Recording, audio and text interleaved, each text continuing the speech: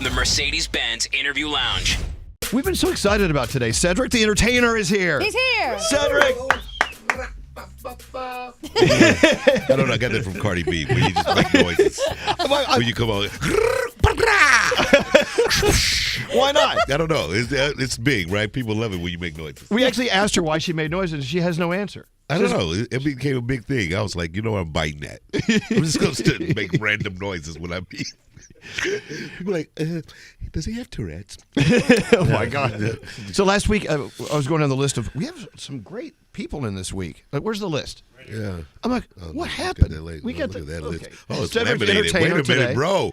Bro, this dude right here is trying to get a, he's trying to get a raise. Nate. A laminated list of people who came in. Look at that. Rob Lowe and his son John Owen Lowe, they're going to be in a few days. They're promoting a show or something. Yeah, no, it's Unstable on Netflix. Okay. And Jonas Brothers are here Friday. Singing with a choir. Oh, with a choir. Yeah. Keep the balloons. Yeah. Whatever you do. That's the thing. Cedric walked in saying, hey, thanks for the balloons. I'm like, well, those are for Daniel's birthday last week. Yeah. But they're still flying. So we'll pretend they're for you. You know, I just found out over COVID that my wife hates balloons. Oh. Is she... She's afraid they're going to pop. Yeah, well, because we had some balloons like this for my birthday, right? And in April, and they lasted. And she was like, you know what, I can't stand the balloons. And then she just started to vent about how she really doesn't like balloons. And I was like, babe, I never knew that about you. 23 years, you're just not a balloon person. Is it like a phobia yeah, thing? Maybe it's is she something frightened deep. of I don't balloons? know. You know, maybe yes. Like maybe like you think it was a kid, you get a balloon, and then you wake up in the middle of the night, and then the shadow's showing, and the balloon's like in the corner.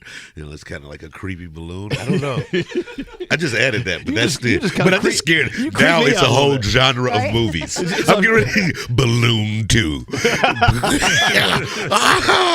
it's funny because before you got here, it was a birthday celebration that went totally wrong. Before you walked in, a balloon escaped this room, and it was actually walking down the hallway. See, Did you see it? That's nice. I took it out of here.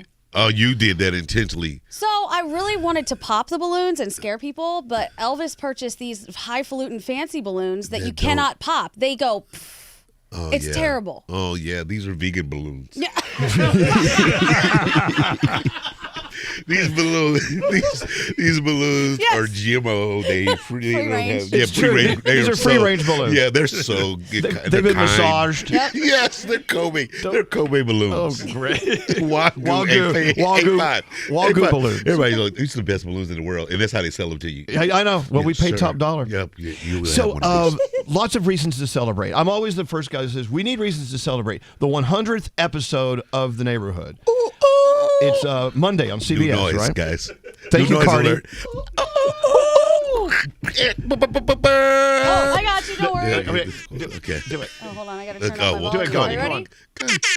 Yes, that's the one. That's it. That's 100th episode. Yes. And in TV years, I mean, in TV seasons, that's big. A lot of shows don't make it. No. This one did. Why is The Neighborhood so successful? Man, I think, it came along at the right time. The Neighborhood was like we were talking about like gentrification and, race relationships when people were really kind of like extra polarized right before it got even more so and then but it was all about how people can have to learn to get along, like how you're forced to in life, like live with other people and operate. And so, with me living and being this patriarch of this kind of African-American neighborhood, being the main dude there, and then having this white family move in, that's just like hella friendly. Like, just a good dude, David. So I had to learn to let him be him, and then him allow me to be me, and then we recognize that we can actually be friends, and that's what the show is all about. So it ended up being something that really works and resonates with people, and it was tough. We went through all the give and pull and take of trying to figure out how to do that in a real way, with writing and having people like not necessarily liking my character being so gruff at first, like these kind of things. But I was really happy that people just started to love the show more and more, and so we did 100 and plus at this point now. So wow, it's great. Good for you. And you know what, your character is somewhat complex at the same time, very easy to figure out. I mean, Yes. I don't know how to describe it, but Cedric, when you're in front of that camera, and it's been like this since I remember it, barbershop. I mean, way back. You just have this natural ability to just do your thing, play that character as if there is no camera. Right. Is it something like, how do you become a great actor? Or is it just something you're born with and that's it? That's the end. That's a great question, man, because, like I used to do my stand-up where I played a lot of characters. And like early on in my stand-up, I studied theater in college as a minor, right? I wasn't like a real official kind of like actor person, but in doing a stand-up, I would always emulate my uncles or people from the church that I knew, and I would act the whole thing out. And I just thought it was important to actually transform into that person. So that's what I try to do with television or whenever I'm on film, is like pick out who the character is and literally just like, I can do him. You can throw anything at me and I will be able to be that person doing it. Old man, go. Yeah. Like, I mean, that's the barbershop old man. That you drink coffee, lattes. When I grew up, it was Folgers. It was Folgers. You had a Folgers. You don't drink a latte with a cream and foam all on top of it. Why would you do that? They got 19 sugars. It's a stevia. It's a yellow packet, a blue packet, a red packet. How many packets of sugar you need? You don't need that much sugar. I know we're not wearing headphones, but Froggy is he's on with us in Jacksonville. He and his wife went to see you. Where was he? What was he playing? I don't know if it was in Miami. Here, you can turn the headphones up a little bit. You don't have to put them on your head. Right. You went to see Cedric in Miami. Yeah, you're right. Oh, just recently. Actually, no. This was actually a few years ago, a long time ago. I think it was you and Wanda were there together. Oh, okay. Oh man, that goes back. Yeah. Froggy said he laughed so hard he crapped his pants. But is there that was a compliment? one time where you called me out for laughing at something. Well, so you had one of those. Froggy, do you have a laugh that like people hear like this? I think I did, but I don't know if it was what I was laughing at. The bit you were doing was it was how when a white person goes to a show and when a black guy goes to a show. That's the yeah. I did that in the Kings of Comedy. So eventually, yeah, the sitting in the seats, like yes. Yeah, we hope the hope and wish factor. We hope things don't have. I always say, white people they hope things don't happen. They don't kind of hope no one's in our chairs. I hope no one's there. But black people, we wish. we very confrontational. We wish a motherfucker would be in our shit. So, sure. Can you cuss on this show? I'm sorry. That's okay. I didn't hear anyone curse. I didn't either. I didn't know. Yeah. So I started laughing, and in the middle of it, you go, "What are you laughing at?" But I'm telling you, we laughed for the entire time you were on stage. We laughed. When we left there, our stomachs hurt, our cheeks hurt from just laughing the entire time. We had so much fun. That's very good, man. We all need more laughter, Cedric. We do. I mean, this world is so effed up. We can say F. Yeah, okay. That's the way you do it. Yeah, but this You're world good, is Elvis. That's why you got the big show, the name, you got the big name, studio. You're the Mercedes Benz. I know. Room. But we need stuff to laugh at. People don't laugh enough. No. And people take themselves too seriously, and that's another reason I love watching The Neighborhood and watching you work. Comedy is it's definitely starting to I still think it's still like coming around. There's a lot of like, new comedic voices coming on that are funny and people getting shots now, getting chances to, get their voices out there. So I think it's still in some good shape. But we do love to go out and laugh. Like that's the thing. People want to do that. Have you noticed that it's changed, like when you go out to do stand-up now, that people get a little more offended or a little saltier about things? Oh yeah, that's the world we live in right now. It's so weird with the combination of cancel culture and everybody's got like these hard lines in the sand about whatever it is that their belief is, and you're not supposed to cross any line. So I feel like I kind of got grandfathered in from the OG thing, Yeah. Hopefully, I don't go out to intentionally offend people, but like you can literally just talk about people who don't like sugar on their cereal, and then it'll be a whole group of people that's like, we do. Frosted Flakes are serious. And you, Yes. and you like, what? You said don't eat Frosted Flakes up there. God. Exactly. Like, you be like, wow, it's a whole coalition. Y'all out here, you like throwing like random old Cheerios in my car or something. Well, those are the people that need to laugh. Those are the people that need to Yeah, you laugh. can't get them to laugh. It's hard to get them to laugh. They really need to relax, right? For sure. I'm with you. If you're just turning us on, Cedric the Entertainer's here, celebrating the 100th episode of The Neighborhood. And that will be on Monday. You directed this one. Yeah. Now, that's weird, being a director versus just showing up and doing your lines and doing your character and going home. Yeah, because Talk about it. It's the before and the after with directing. It was that's the thing. You kind of you take it for granted what their job is, right? Because the director has to come in and like see this room before we even get here and like tell you where you're gonna be and what you're gonna do, and I want you sitting here and you there. All right, this is the whole idea. And then I might come in and they like, we don't like the hat. You'd be like, what? Yeah, lose the hat. You'd be like, no, man, I want the hat. Nah. And then so then you got to deal with that. And then, then her jacket might go against the wall and you're just like, okay. Like you need to know every little thing about what you're picking up in this shot So they're like you really can tell a story. Anal retentive, like they try to control every. But you're the executive producer. Can't you tell them to shut so up? then I overrule myself. Okay, good. So this is what I do. This do is you what's do? so great. So then Cedric is directed like, I don't like that. Then Cedric, the EP, comes in and goes, hey, we ain't doing that shit. we got to keep hitting the dump button on Cedric. Okay, sorry. See the red says dump. Yeah.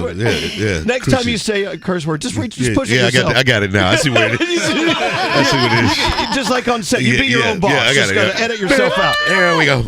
Yeah, I got one coming right now. No,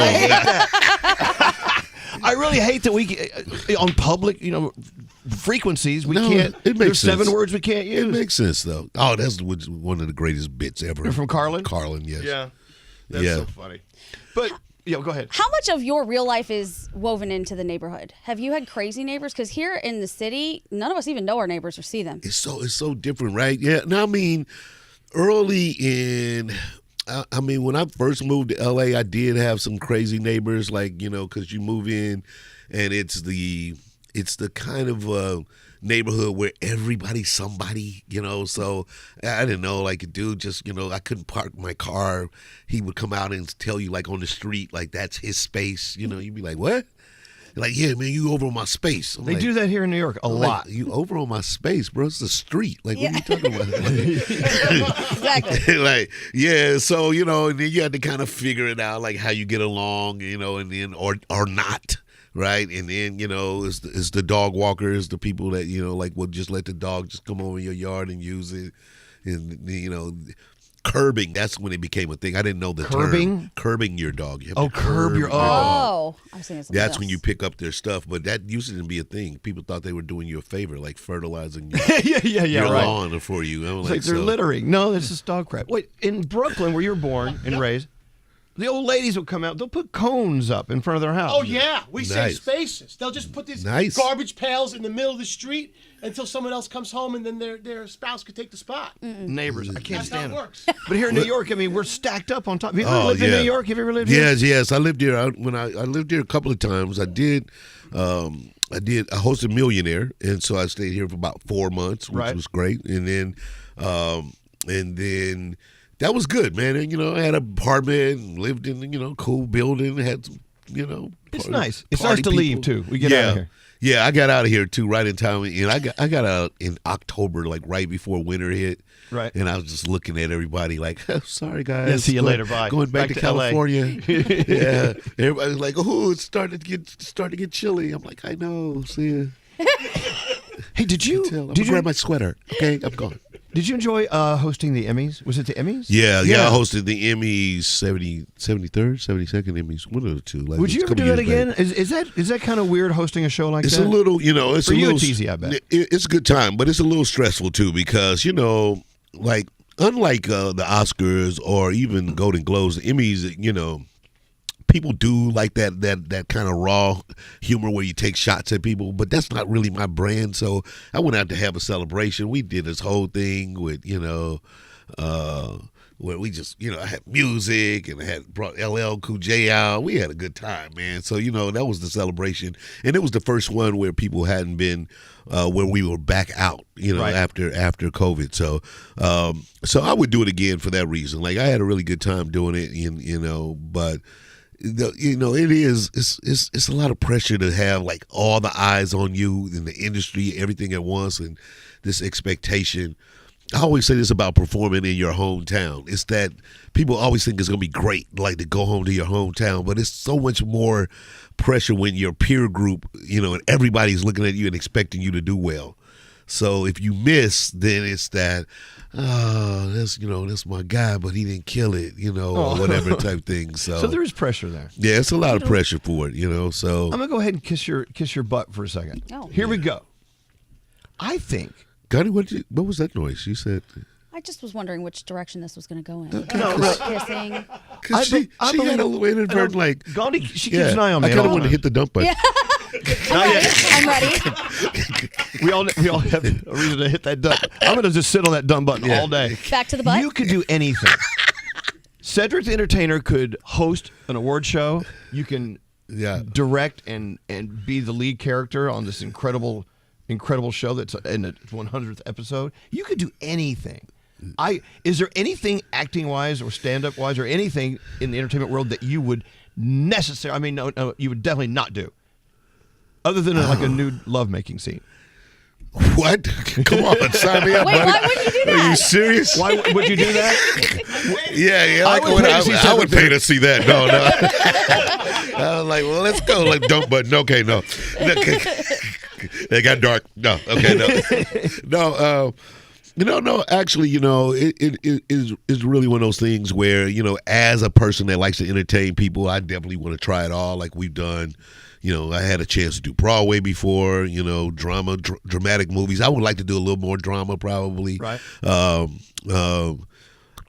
I've never done like a big musical, I don't think, where you kind of. Damn it, that's what's next. Yeah, You need a musical. Yes, yeah. Musical. Cedric the musical. Oh, wow. Why not? Why not, man? That'd be good right there. I just find you, and I want this to sound right, but when I see you on camera, you make it look effortless, and that's a compliment. Yeah. I'm not saying you're not putting any effort in there. That's not what I'm saying. It's a natural thing that just comes to you. Yeah. And I think that's such a gift from God, from the universe. It's such a great thing. Without a doubt. I definitely, give honor to God for that, man, because it's one of those things like growing up in a single parent household. My mom was a school teacher. I was one of those guys that kind of like just sit in my room and imagine. And I had a younger sister, so I was like the only male. So like my toys and my games, these became whole worlds for me. So like I would literally just, I can entertain. My uncle used to say I can entertain myself with a rock and a rubber band. He was like, he'd be like, "Yo, like, what is this dude?" Like, I'm like for hours, just like, "Ooh, look at that." He's like, that's the imagination, Yeah, like- I wish we could open people's heads up and look and see what their imagination is all about. It's that, and that's what acting is. I mean, it's just that's called imagination therapy, and I'm one of the top. I'm one of the top an imaginationologist. Imagine. What if that's a real thing? Like, it's a guy who walking around, he's got his card. Here, oh, please, Elvis, come by and sit down and talk with me. I'll open your head up. I'll get in there. You've got a busy day. I know you're out talking about the 100th episode. Oh, yeah. They've got you all over the place. Are we going to see you later on TV? Is he doing any TV today? No, let me see. Tomorrow. Yeah, to do Today's show, and I'm going to do the Daily Show with Roy Wood Jr. is hosting this. Oh, cool. Because that's my guy right there, so should be fun. And then, not today. Good morning, CBS Morning. Oh, Drew Barrymore, how fun. Oh, yeah. Wait, we haven't even talked about the barbecue show. Oh, yeah, AC Barbecue, yeah. So that's me and Anthony Anderson. Yeah. Cool. And you guys, you've been partnering up for since barbershops. Yeah, we were in the first absolutely. barbershops together. We did a lot of things, but we've been friends a long time. And we had this idea to do like, not just sauces and rubs and all that stuff, but literally equipment and. So have you mastered it? Yeah. Can you like start smoking stuff early in the morning? What time do you start smoking every day? Let's start smoking right now. Let's go, man. I mean, what an art form, smoking meat. Yes. for hours. Yeah, and it smoke- comes out. yeah, So it you're going comes to out travel the good. country. And we'll meet a bunch of the great pit masters and stuff like that, and just kind of talk about the world of barbecue. But we're building a whole brand, man, where barbecue is going to be us with restaurants and events. It's going to be Good for cool, you. man. It's going to be fun. Like you have nothing to do in your daily life. Right, exactly. And I'm on tour too right now. Like if anybody you wants are? to see me, yeah. I didn't and even so know it's that. like straight jokes, no chasers. Me, Mike Epps, D.L. Hewley, Earthquake, and DC Youngfly. We're all out on them, all around. I'm worn out just listening to this. I got to go take a nap. Yeah. Well, we're excited to have you here, Cedric. Yeah. And I have a hair salon, guys, and I'm doing it. If you want to blow out, meet me from 2 to 6. You're very busy. And I'm a dentist. No. I need you. Yeah. Cedric's Yeah, what's entertainer, up, bro? the 100th episode, and he's directing The Oh, Neighborhood. yes. It's Monday on CBS. Jerry O'Connell, our friend from The Talk, all the Yes. guys from The Talk. Can you say his name from The Talk? Akbar. Akbar. That's where we Nailed it. stop it. We stop it there. Mila. Yeah, He's the that's nicest pretty guy. good. He's the nicest guy in the world. Like, They're yeah, all great. And they were fun to work with. It was a really cool idea. There was something I wanted to do. Is interchange our show with something real, Right. Like that was happening. So like because we're a sitcom, but we do watch The Talk, and so I thought that was really cool. So I pitched that idea to the guys, and we wrote it up, and it was fun. So I thought it would be fun. And then Jerry was great, and Cheryl both came over to our set to give our show some love, and then we all went over to their set. So that was pretty cool. Yeah, I like that. The CBS family all getting together. yeah, exactly. I wish we had liked each other here. That'd be nice. One day. Yeah. We'll do a barbecue, guys, or something. For all things dentistry and barbecue, and of course, The Neighborhood of Monday on CBS. Make sure you watch, because that's the night Cedric's directing. So let's see how he does. And remember to have imagination, doctor. Oh, yeah. We get inside Thank you there. for coming by, Cedric. We sure That do was appreciate right on, it. man. Yeah. Awesome. Thank Yes, you. sir. The Mercedes-Benz Interview Lounge.